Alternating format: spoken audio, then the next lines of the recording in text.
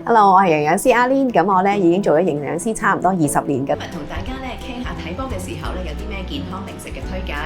咁一邊睇比賽咧就可以一邊保持身形啦，又唔需要擔心脂肪積聚啦。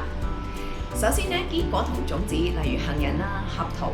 腰果、南瓜子咧或者奇亞籽咧都幾健康嘅，因為佢哋含有抗氧化素啦，有好脂肪同埋蛋白質，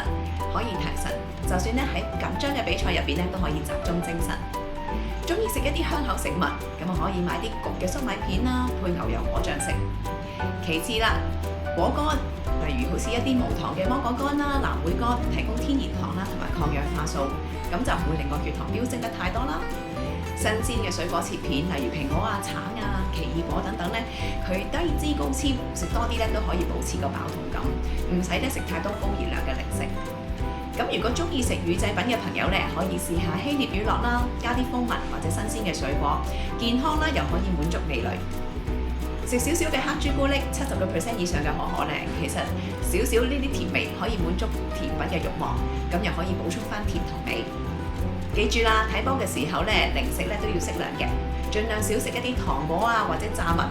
咁你就可以咧長時間保持精神集中，又可以享受比賽，又唔使怕脂肪積聚。希望大家可以咧又健康又開心咁欣賞呢個盛事啦。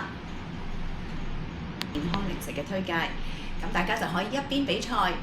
唔係一邊睇。